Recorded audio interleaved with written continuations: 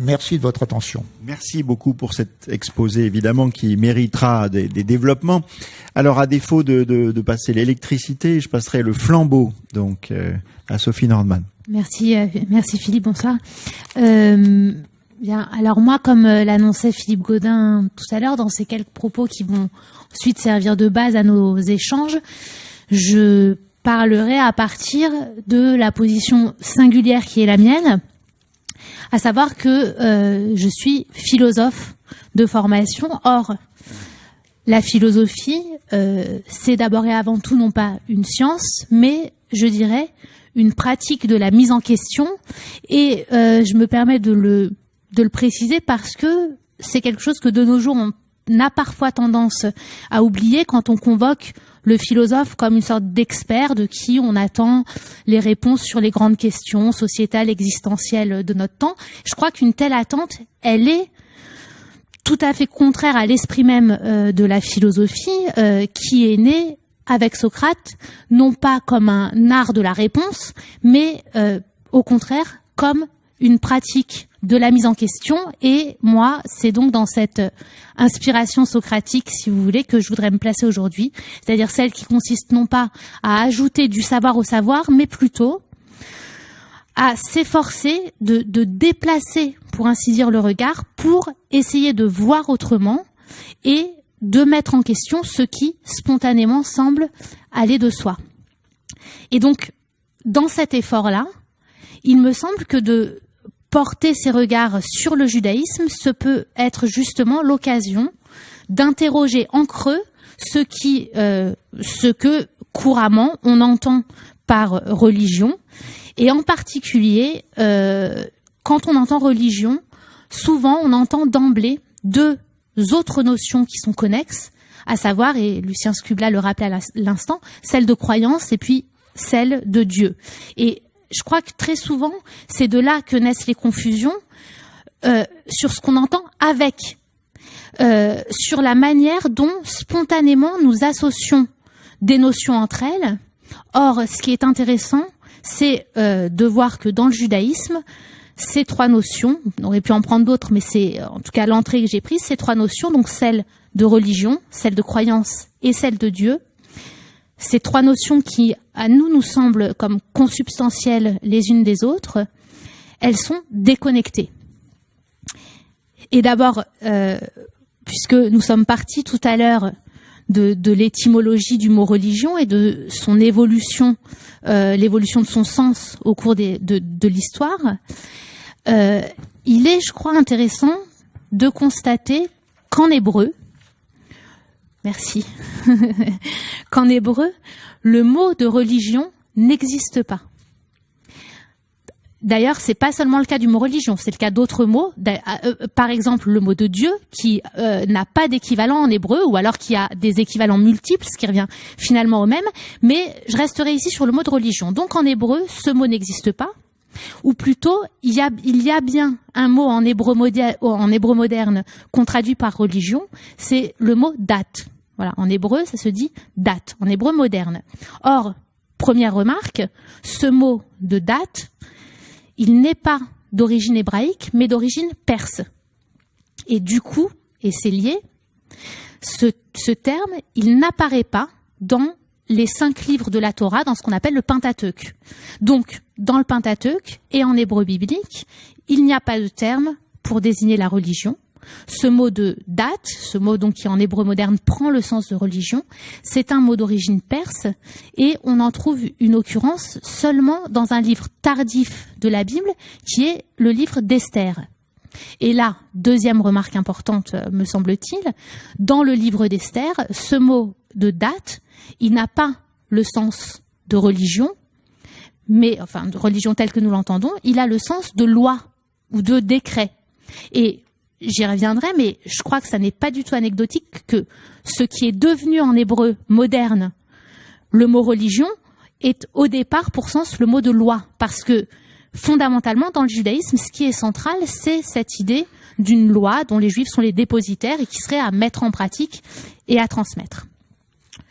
Donc au départ, c'est dans le livre d'Esther qu'apparaît le mot date, et puis on le retrouve plus tard dans le Talmud, dans la loi orale, où il garde le sens de loi, et au cours du dans la littérature juive du Moyen-Âge, il a encore le sens de système de loi. Par exemple, on parlera de date tivi pour désigner la loi naturelle, ou de date enoshi pour désigner la loi humaine. Et c'est seulement très tardivement, à l'époque moderne, avec le mouvement qu'on appelle la Haskalah, qui est le mouvement des Lumières juives, et puis sous l'influence du christianisme, et en particulier sous l'influence du protestantisme, et puis encore un peu plus tard avec la renaissance de l'hébreu moderne, c'est seulement là que le mot de date va prendre peu à peu le sens de religion, et que sa signification, elle va se déplacer de la référence à la loi vers une référence à la croyance. Mais d'ailleurs, ce qu'on peut noter, c'est que même en hébreu moderne, ce mot de date, il peut désigner de manière générale une vision du monde, sans forcément que ça soit lié à une référence théologique. Donc, qu'est-ce que ces quelques considérations rapides peuvent nous permettre aussi, du coup, de saisir en ce qui concerne le judaïsme. Je crois qu'elles nous permettent d'abord de comprendre que l'idée de religion telle que nous l'entendons et telle que très spontanément nous l'associons à celle de croyance en Dieu, cette idée-là, elle est une idée qui est quelque peu étrangère au judaïsme. Et donc, si on en reste au judaïsme pour essayer de le comprendre sans plaquer sur lui des catégories de pensée qui lui sont étrangères, qu'est-ce qu'on devra dire? On devra dire d'abord, une remarque fondamentale, on est juif, on est NAIT. On peut aussi devenir juif. Il y a la possibilité de la conversion, et je laisse de côté cette question qui est extraordinairement complexe. Ce que je veux souligner, parce que ça me semble important, c'est que suivant la loi juive, ce qu'on appelle la halacha, un enfant qui est né d'une mère juive est juif. Et ça me semble important parce que ça va engager un certain nombre de choses. C'est, par exemple, une différence majeure avec le christianisme qui suppose, pour être chrétien, l'acte du baptême. Dans le judaïsme, on est juif, point.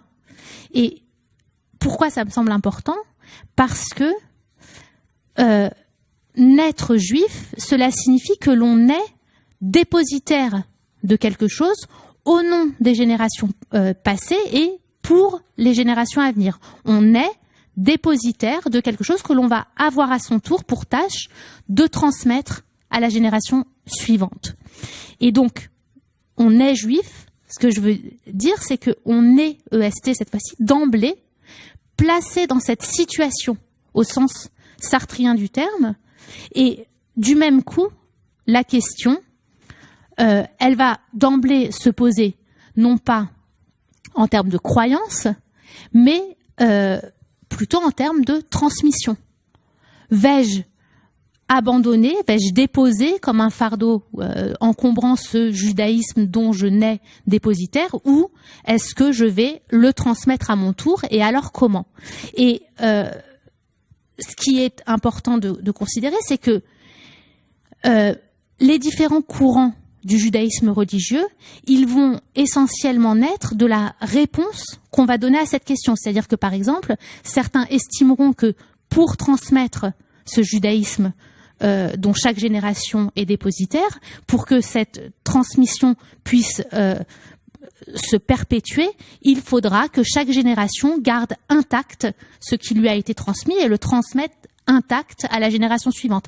Et ça va donner lieu à des courants d'orthodoxie ou d'orthopraxie. Et puis, au contraire, d'autres pourront estimer que pour que cette transmission elle puisse se faire de la meilleure manière possible, il faudra que chaque génération, au contraire, adapte cet héritage dont elle est dépositaire, qu'elle l'adapte à son environnement, aux conditions de vie qui sont les siennes. Et ça va, disons, donner lieu à des courants plus libéraux.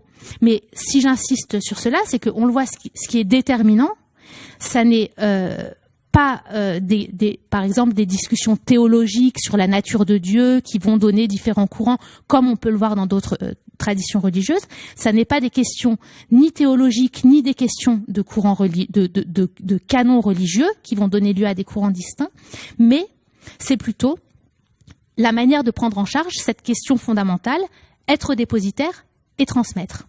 Et puis, je crois que cela permet aussi de comprendre que, du coup, cette transmission, elle puisse se faire aussi en dehors ou à distance du cadre de l'observance et de la pratique religieuse. Parce que certains, par exemple, estimeront que ce dont ils sont dépositaires, ce sont des traditions familiales qu'ils ont à charge de transmettre, ou que ce dont ils sont dépositaires, qu'ils ont à charge de transmettre, c'est une mémoire, ou alors ce sont des valeurs d'éthique, de justice sociale, etc. En tout cas, ce qui est sûr, c'est que on est là bien loin de l'idée suivant laquelle l'appartenance au judaïsme passerait par une croyance en Dieu ou d'ailleurs dans un credo quel qu'il soit, puisque non seulement le judaïsme n'a pas de credo, mais je dirais même, pour aller encore plus loin, que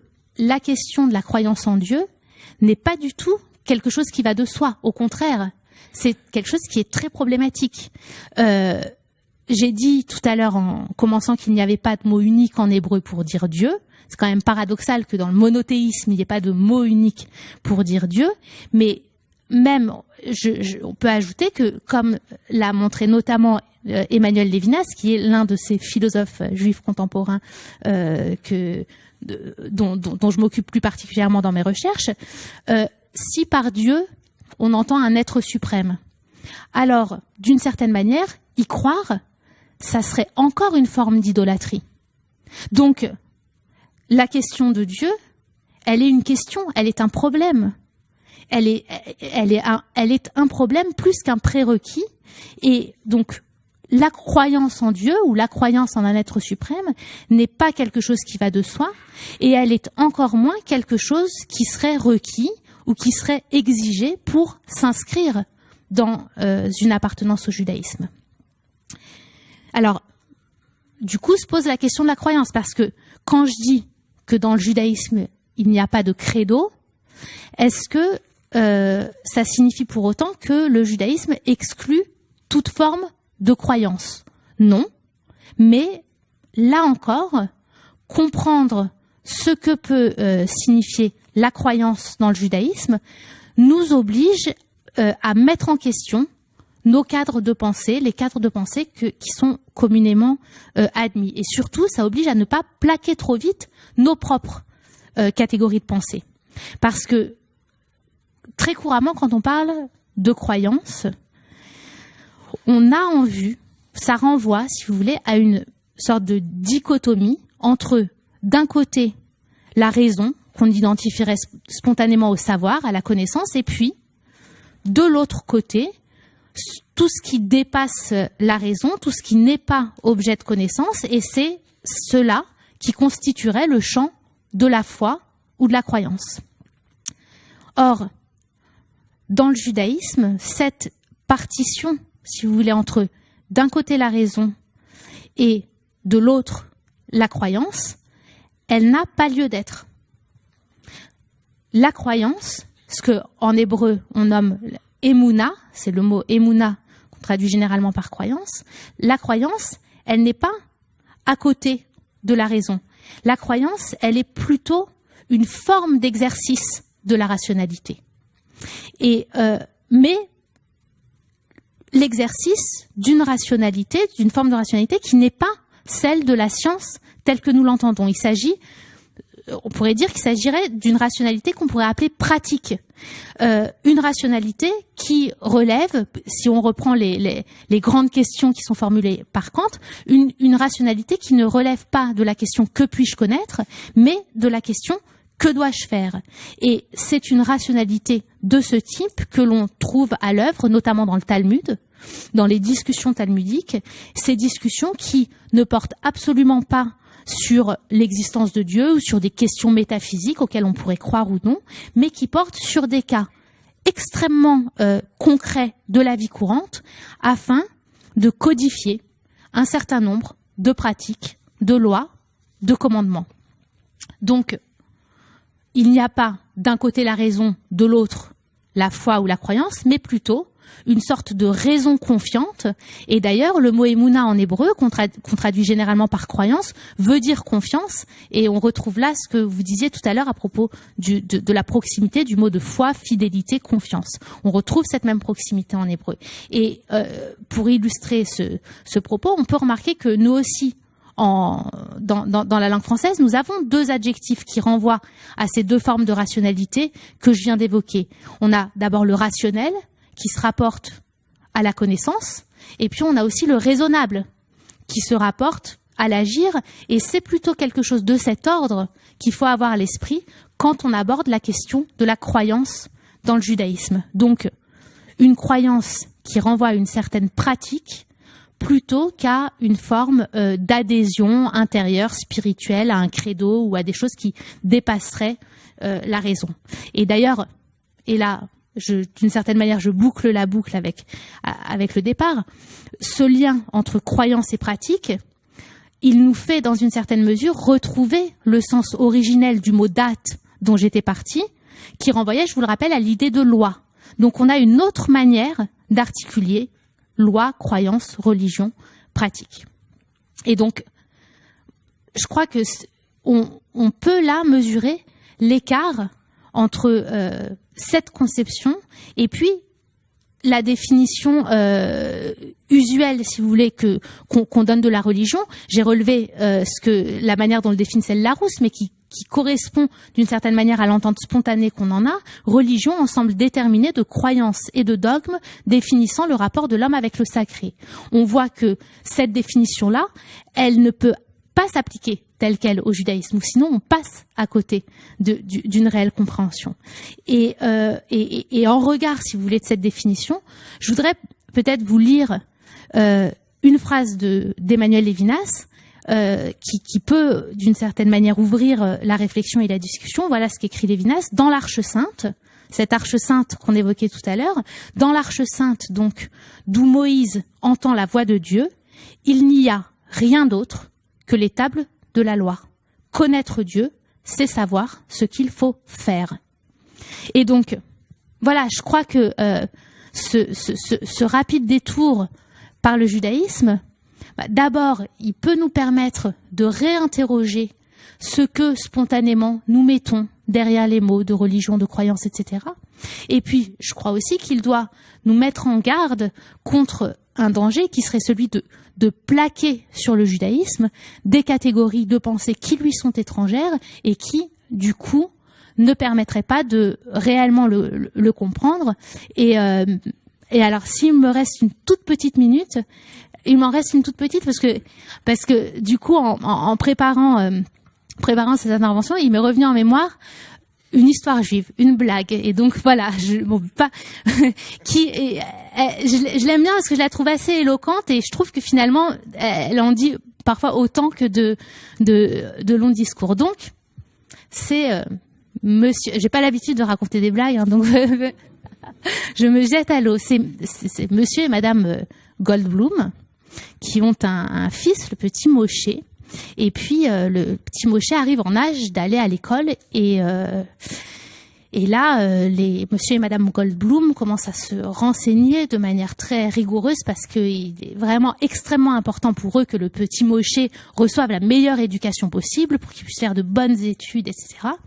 Qui se renseignent et puis ils se rendent compte que la meilleure école de leur quartier, c'est une école catholique. Alors bon, ils sont un petit peu embêtés, ils réfléchissent, ils tergiversent, et puis finalement, l'éducation du petit Moshe prime sur tout le reste, et donc ils décident de l'inscrire à l'école catholique. Donc arrive le jour de la rentrée, le petit Moshe part à l'école, et puis à la fin de la journée, il rentre de l'école, et monsieur et madame Goldblum l'attendent à la maison. Et donc, alors, mon petit Moshe, comment s'est passée ta journée ? Oh là là, papa, maman, c'était vraiment une excellente journée. J'ai appris plein de choses. Alors j'ai appris qu'il y avait Dieu le Père, et puis j'ai appris qu'il y avait aussi Dieu le Fils, et puis j'ai appris qu'il y avait aussi le Saint-Esprit. Et là, monsieur Goldblum coupe son fils et lui dit: écoute mon fils, chez nous, Dieu, il y en a qu'un, et on n'y croit pas. Voilà. Une autre manière de raconter l'histoire qui consiste à dire on n'y croit pas, mais de toute manière, il n'y en a qu'un. Voilà. Bon, merci donc à vous maintenant, Philippe Cornu, pour nous faire voyager ailleurs, et puis avant d'engager le débat. Alors, moi déjà une petite remarque de mon côté, c'est que je pense que ces définitions qui sont quand même assez sociologiques, comme la définition de Durkheim, elle a ses limites. Elle a ses limites parce qu'elle ne tient pas tellement compte du sentiment religieux. Et je trouve que c'est quand même fondamental, le sentiment religieux. Par exemple, j'aime bien Benjamin Constant, qui lui nous dit par contre, on a jusqu'ici, donc Benjamin Constant, quelqu'un qui est pendant la Révolution française, et qui nous dit, on a jusqu'ici envisagé que l'extérieur de la religion. L'histoire du sentiment intérieur reste en entier à concevoir et à faire. Les dogmes, les croyances, les pratiques, les cérémonies sont des formes que prend le sentiment religieux et qu'il brise ensuite. Et moi, je trouve ça très intéressant comme définition, parce que quelque part, il nous dit qu'il y a d'abord et avant tout une intériorité dans la religion, et non pas des rites ou une extériorité. Donc, moi, je vais prendre un peu le contre-pied, ce qui permettra de faire un débat, évidemment, parce que précisément, je vais prendre l'exemple du bouddhisme. Et que quand on prend le bouddhisme, je vous avertis tout de suite, c'est un ovni au niveau des religions. Alors pourquoi c'est un ovni? Parce que d'une part, si vous voulez, alors voilà, comme préambule déjà, je dirais que quand on parle de religion, il y a deux aspects. Il y a l'aspect institution religieuse qui effectivement est un collectif et quelque chose qui regarde une société. Et il y a l'aspect voie spirituelle. Sans voie spirituelle, est-ce qu'une religion peut réellement exister? Moi, je pose la question. Or, la voie spirituelle est individuelle. La voie spirituelle, c'est un individu qui chemine. C'est quelqu'un qui s'interroge sur son intériorité. C'est quelqu'un qui cherche à dépasser en quelque sorte sa condition. Et ça, pour moi, c'est ce qui est fondamental pour donner vie à l'aspect religieux. Alors, l'aspect social qui est dans l'institution, c'est en quelque sorte la structure de la religion. C'est en quelque sorte une forme de rationalisation de la religion. Mais fondamentalement, pour moi, il y a quelque chose de beaucoup plus fondamental, qui est quelque chose de très, qui ne participe pas au rationnel, qui participe à l'expérience pure de l'individu, un ressenti profond, qui fait qu'il est appelé à quelque chose ou qu'il ressent une expérience profonde qui bouleverse complètement son existence. Et c'est cette expérience-là qui est véritablement le fondement du religieux pour moi. Donc, de ce point de vue, par exemple, je considère qu'il y a des religions qui vont faire beaucoup plus appel à l'aspect institutionnel ou à l'aspect loi, à l'aspect rite, observance, mais il y a aussi des religions qui ne le font pas ou qui l'allègent considérablement et qui vont beaucoup plus encourager l'aspect cheminement spirituel individuel. Et c'est le cas du bouddhisme, précisément, qui ne cherche jamais à régir une société à travers des principes. Si on prend ce que le Bouddha a enseigné, c'est d'abord son expérience personnelle, c'est d'abord son éveil, c'est quelque chose qui l'a libéré de ses conditionnements, il a découvert ce qu'était l'origine de la souffrance, et il propose un chemin qui est celui qu'il a suivi à ceux qui veulent bien l'entendre. Mais il ne l'impose aucunement à une société. Ce n'est pas un système collectif. Le bouddhisme, s'il y a une communauté bouddhiste, elle est seconde. C'est d'abord des individus qui écoutent ce message pour lequel ça fait sens et qui vont donc se mettre en cheminement. Et s'ils cheminent, ils vont cheminer peut-être ensemble, les uns à côté des autres. Ils vont peut-être se donner des coups de main et il va y avoir effectivement une communauté qui va se constituer, qu'on appelle Sangha. Sangha qui veut dire communauté. Alors, c'est un peu difficile de dire que c'est une église, parce que le mot église est tellement connoté. Mais on pourrait penser que le mot Sangha, c'est un peu l'équivalent d'ecclésia, effectivement. qui a donné le mot Église. Mais en même temps, vous voyez, c'est une communauté qui part des individus. Et moi, je suis tout à fait persuadé que, avant de parler d'une société, avant de parler d'une entité qui est générale, il faut d'abord parler des constituants qui la constituent. Or, une société est constituée par des individus. Ce sont les individus qui font la société et non pas la société qui fait les individus pour moi. En tout cas, de mon point de vue, et peut-être que je suis influencé effectivement par le bouddhisme. Mais moi, je pense qu'il n'y a pas d'idiot culturel, effectivement, et que c'est avant tout l'individu qui peut réellement être la personne compétente pour parler de ce qu'il ressent, avant même que l'on puisse exprimer quelque chose au nom d'une société. Et je crois que c'est très important de garder ce point de vue-là en vue. Si on regarde par exemple le bouddhisme, est-ce que c'est une religion? D'abord, ça veut dire qu'il faut regarder la définition du mot religion que l'on donne, parce que il y a beaucoup de définitions. Si on prend, moi je m'amuse avec mes étudiants à leur donner tout un tas de définitions depuis l'Antiquité jusqu'à maintenant, on s'aperçoit que personne n'est d'accord. C'est un objet qui varie extrêmement. On peut dire que quelque part, la religion, si on prend par exemple ce que nous dit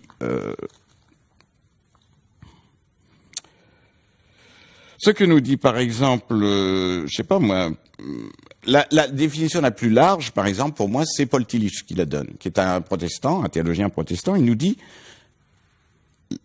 la religion, c'est avant tout une attitude. Et c'est une attitude à l'égard de l'inconditionné. C'est-à-dire la part qui n'est pas conditionnée en nous. La part qui est complètement libre et ouverte et à laquelle on peut avoir accès dans certains états d'esprit particuliers. Ça, c'est une définition la plus large possible. Alors là, le bouddhisme, il rentre dans cette définition parce qu'effectivement, dans le bouddhisme, on cherche un inconditionné. On cherche un inconditionné, et on peut dire d'une certaine manière qu'on cherche une transcendance dans le bouddhisme, mais une transcendance qui va se trouver dans l'immanence, c'est-à-dire dans l'individu.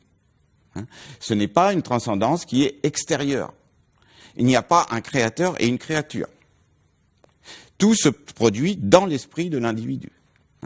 Et donc, on va chercher les aliénations, on les trouvera dans l'esprit de l'individu, mais les désaliénations dépendront de la capacité de l'individu à dénouer les aliénations dans son esprit et à retrouver sa liberté originelle. Et donc, alors on peut se dire à partir de là, est-ce qu'il y a des éléments du religieux dans le bouddhisme? Alors par exemple, y a-t-il de la croyance dans le bouddhisme? Ou plutôt, y a-t-il de la foi? Pour moi, c'est pas la même chose. Pour moi, la croyance, c'est une construction mentale. C'est quelque chose dont on n'est pas sûr et dont on essaye de se persuader. Et pour moi, la croyance, il y a quelque chose de la persuasion dans la croyance, quelque chose de fabriqué mentalement, voyez-vous. Alors que la foi, je dirais que c'est un sentiment intérieur qui surgit à l'occasion d'une expérience profonde et bouleversante. Pour moi, la foi n'est pas la croyance. La croyance, elle s'arrête aux frontières de la foi, comme le dit d'ailleurs un bouddhiste qui s'appelle Valpola-Raoula, qui dit « La question de la croyance se pose quand il n'y a pas de vision, dans tous les sens du mot. Du moment que vous voyez, la question de la croyance disparaît. » Pourquoi? Parce que vous êtes dans une évidence à ce moment-là. Et moi, je place la foi dans le sens de l'évidence. Alors, comment on va arriver à cette évidence dans le bouddhisme? Par la pratique, par l'expérience, précisément. C'est-à-dire qu'on peut toujours, effectivement, considérer les principes énoncés par le Bouddha, on peut les écouter, on peut être d'accord, on peut ne pas être d'accord avec lui, mais tout ça, ça reste mental, ça reste superficiel, ça reste de l'ordre du raisonnement. Mais quand on s'assoit sur le coussin, par exemple, et qu'on observe son esprit, et qu'on commence à appliquer des méthodes qui sont les méthodes de méditation, par exemple dans le bouddhisme, et bien là, on va faire une expérience directe. Et on verra bien si ce qui est dit est juste. Si ce qui est dit est attesté par notre expérience personnelle. Et fondamentalement, c'est cette expérience-là qui valide véritablement la foi, à partir de laquelle on peut construire un chemin. Sinon, le chemin sera toujours artificiel. Il sera toujours s'efforcer d'eux. Et il n'y aura pas véritablement une naturalité qui va se manifester dans le fait que, effectivement, c'est ce que je vis. Ce qui est important, c'est ce que je vis. Est-ce que je vis dans l'aliénation? Est-ce que je vis dans la liberté? Je le vois dans les actes quotidiens, je le vois dans le comportement quotidien que je peux avoir. Et si je m'observe véritablement, je sais si je suis aliéné ou pas. Si je fais l'expérience d'une désaliénation, je le verrai dans ma vie. Et les autres le verront avec moi. Parce que je changerai de comportement vis-à-vis d'eux.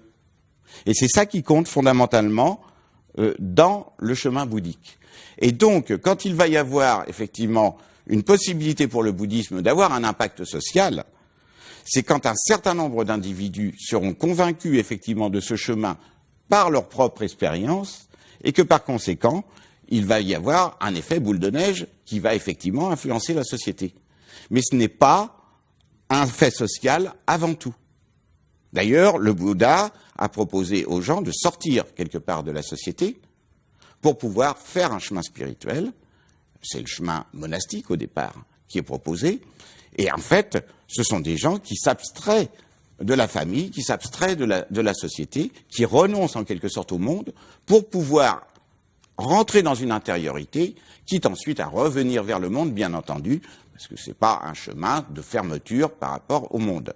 On dit souvent que le bouddhisme est une religion de l'inaction, c'est pas du tout vrai, c'est une religion de l'action, mais de l'action qui part de l'intérieur, hein, et qui part d'une intériorité bien comprise. C'est-à-dire que l'action, évidemment, est liée à une intention, et si notre intention est juste, c'est parce que, précisément, on aura travaillé avec notre intériorité. Et à ce moment-là, on peut effectivement agir d'une manière plus efficace et plus juste dans le monde. Et donc, c'est de cette manière-là qu'on voit les choses. Donc, il y a bien une sangha, une communauté, mais cette communauté, en fait, c'est un ensemble d'individus qui approuvent effectivement et qui se retrouvent dans l'approbation d'un enseignement qu'ils ont validé par leur propre pratique. Alors, à part ça, par exemple, la question du sacré et du profane, je vous ai prévenu que c'était un ovni, et c'en est un encore à ce niveau-là. Il n'y a pas réellement une séparation du profane et du sacré. À vrai dire, on s'en fout complètement dans le bouddhisme. Hein? Pourquoi? Parce que la question du profane et du sacré, c'est une séparation dualiste. C'est une séparation véritablement de type... il y a une forme de rationalité dans le fait de considérer qu'il y a quelque chose qui est sacré, quelque chose qui ne l'est pas. C'est un tri qui se fait dans l'esprit, et c'est un esprit dualiste qui peut séparer les choses. Si je regarde les choses dans le bouddhisme, dans la perspective de ce que j'appelle le dharma, qui est d'ailleurs le terme utilisé pour définir ce qu'est le bouddhisme, hein, c'est-à-dire, dharma, ça veut dire, à bien réfléchir, ça veut dire l'ordre des choses. Les choses quand elles se tiennent, quand il y a quelque chose qui se tient, vous voyez, c'est ça le dharma. Donc, si on voit les choses dans leur réalité véritable, c'est-à-dire quand on voit les choses dans le véritable ordre des choses, et qu'on conforme effectivement son activité et son intention à cet ordre des choses, eh bien, quelque part, tout est sacré. Si par contre je suis à côté de la plaque, ce qui arrive très souvent en tant qu'être humain, eh bien je me plante. Et je plante les autres. Je les fais souffrir et je me fais souffrir. Parce que je ne suis pas en adéquation avec la réalité ultime des choses. Et quand je ne suis pas en adéquation, je suis dans le profane, évidemment, et dans la souillure. Mais la souillure, c'est une auto-souillure. Ça regarde mon esprit. Ça regarde évidemment par rebond mon rapport avec autrui. Mais il n'y a que changer mon regard qui peut changer complètement ma vision du monde. Et si je change complètement mon regard pour avoir un regard qui est une vue du réel, dans le sens du réel, c'est-à-dire de la nature des choses, hein, la nature des choses telles qu'elles sont et non pas telles que je crois qu'elles sont, encore une fois, c'est pas une croyance, c'est aboutir, accéder au réel qui compte, alors à ce moment-là, tout est effectivement sacré et il n'y a plus de séparation. On a deux termes dans le bouddhisme, on parle du samsara Samsara, c'est la galère. C'est la souffrance. C'est le monde de nos projections mentales. C'est toute notre fabrication de fantasmes qui nous fait agir à l'égard d'autrui d'une manière égocentrique, qui fait que on va faire souffrir les autres parce qu'on se croit le plus important au monde, etc. Ça, c'est le samsara, c'est notre conditionnement. C'est le conditionnement de nos intentions qui crée en nous des sortes de projections et qui formatent notre vision du monde. Hein. Nous sommes déformés en quelque sorte par nos intentions antérieures, qui sont les intentions des actes qui étaient déjà égocentriques. C'est ce qu'on appelle le karma. Tout ça, ça ne peut produire que de la souffrance. Parce que c'est totalement désordonné, c'est quelque chose qui ne correspond pas à la réalité, et par conséquent, je m'enferme dans un pseudo-monde, je crée mes propres scénarios, mais comme je le dis souvent à mes étudiants, le problème, c'est que nous sommes de mauvais scénaristes, et en plus, on est obligé de se projeter le film dans la vie suivante. Parce que dans le bouddhisme, évidemment, ça se fait par rebond, parce que, évidemment, le compte n'est pas revenu à zéro à la fin de la vie, et par conséquent, tant qu'il y a de l'alimentation dans le moteur, on est propulsé vers la vie suivante, et on subit à nouveau les résultats de ce qu'on a produit. Donc ça, c'est ce qu'on appelle le samsara. Ça, c'est une vision assez pénible, c'est l'existence, le cycle des existences douloureuses. Le bouddhisme nous propose d'en sortir, et pour en sortir, il faut couper toutes les causes, effectivement, qui mènent à cette souffrance, et donc sortir de l'ignorance. Sortir de l'ignorance, c'est accéder au réel. Donc réfléchir, pratiquer la méditation, réfléchir sur les enseignements et accéder à la sagesse. Et ce n'est que par ce moyen-là qu'on arrive à en sortir, et à ce moment-là, effectivement, il n'y a plus de différence entre samsara et nirvana. Quand on parle du nirvana, c'est pas du tout une fuite du monde. Le nirvana, il est là, à condition qu'on sache le voir. Il n'y a pas de souffrance inhérente au monde, il n'y a pas de mal inhérent dans le monde. Le mal, il est produit par nous. C'est une projection de notre esprit sur les choses. Et donc, c'est la réalisation de cette non-dualité, en quelque sorte, entre le samsara, le cycle des existences douloureuses, et le nirvana, qui est l'au-delà de la souffrance, découvrir en réalité qu'il n'y a pas de dualité entre les deux, c'est s'affranchir de toute cause d'aliénation et à ce moment-là obtenir ce qu'on appelle la libération et l'éveil. Et c'est ça en fait que le bouddhiste cherche. Donc vous voyez, c'est un autre point de vue. Mais il y a toujours une transcendance quand même, mais cette transcendance, elle est la transcendance de nos catégories et justement de nos oppositions, hein, de nos catégories dualistes. Et c'est ça effectivement qui est l'objet du bouddhisme. Donc, je ne sais pas si mon temps est arrivé à la fin ou s'il y a encore un peu de temps. Voilà, par principe. Le temps est échu. Voilà, merci. Du lapapo. Voilà, merci, merci beaucoup. Alors, la question que je me pose, c'est évidemment, que dois-je faire? Car c'est la bonne et la vraie question. Alors, on a à peu près jusqu'à 21h. Je sais qu'il y a des gens aussi qui, pour des raisons évidentes, de transport ou autre, ne peuvent pas rester. Donc, il ne faut pas que notre petite équipe soit trop égocentrique. Et donc, il faut penser au fait qu'il sera intéressant, je pense, d'écouter vos questions et au travers des réponses qui seront faites, le débat va continuer. Donc, je vous propose la chose suivante. Faire juste ceci, que peut-être que chacun d'entre vous trois, vous ayez très brièvement une sorte de réaction à ce que vous avez entendu de la part des deux autres. Et puis, tout de suite après, moi, je mets mes propres questions dans ma valise. Tout de suite après, les gens poseront des questions. Je crois que ce sera le plus intéressant et le plus vivant. Lucien Scubla, vous avez été le premier à parler. Peut-être, même si les débats sont immenses, hein, bon, mais une réaction à ce que vous avez entendu de vos camarades de jeu. Oui, évidemment, la perspective est assez différente parce que moi, je m'intéressais aux aspects extérieurs, visibles du religieux. Et mes camarades ont parlé plutôt de la pratique religieuse vue du point de vue des individus. Et donc ça me pose, j'aurais des questions à poser. Par exemple, pour le judaïsme, vous n'avez pas parlé de la circoncision.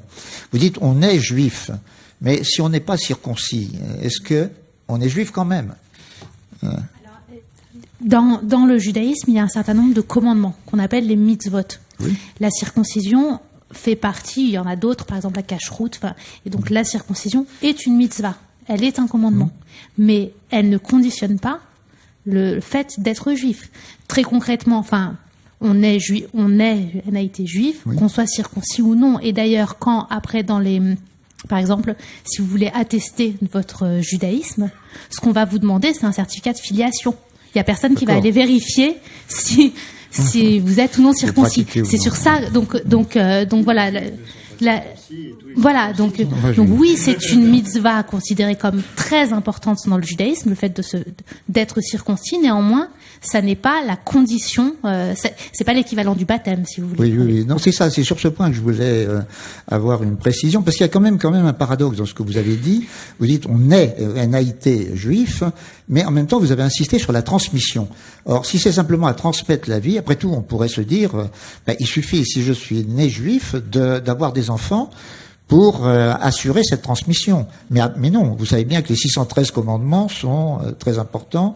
Et donc, là, il y a une difficulté d'articuler les deux choses. La nécessité de transmettre des coutumes, les commandements, et d'inviter ses enfants, je pense, à les pratiquer.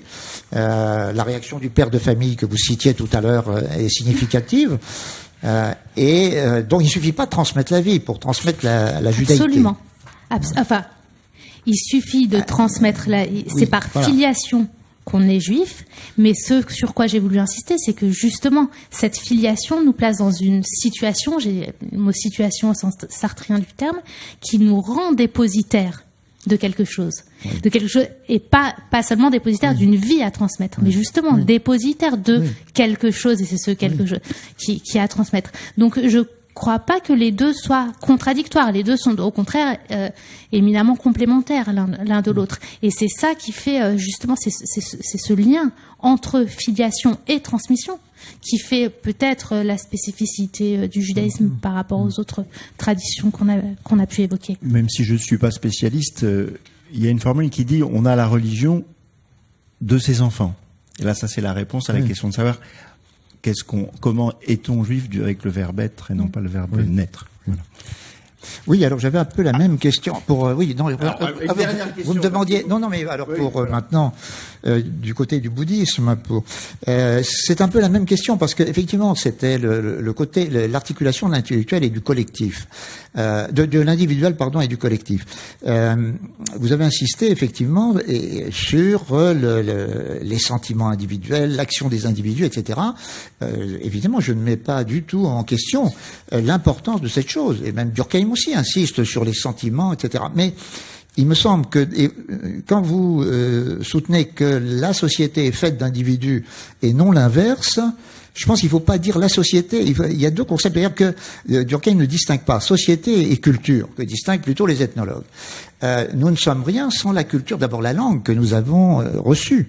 Et je crois que c'est pareil dans toutes les sociétés. Le bouddhisme, vous ne l'avez pas inventé, vous l'avez reçu. Vous inscrivez dans une tradition, et cette tradition vous la faites vivre, vous la transmettez, etc. Et c'est ça qui est antérieur aux individus. Oui. Avant nous, il y avait tout le poids de la culture qui nous a formés. Et que serions-nous sans la culture que nous avons reçue? Donc il me semble que vous avez raison d'insister sur Durkheim aussi le fait quand il dit les hommes ont besoin des dieux, mais les dieux ont besoin des hommes aussi, puisque c'est les hommes qui font vivre d'une certaine manière les dieux par leur pratique, etc. Bon, alors c'est vrai que la culture disparaîtrait si les individus ne continuaient pas à la transmettre activement, qu'il s'agisse de la culture juive, bouddhique, etc., ou chrétienne, ou n'importe ou athée, etc. Bon, et donc il y a quand même bien une antériorité, une transcendance, je dirais, de toutes ces pratiques collectives, de toutes ces croyances collectives que nous avons reçues.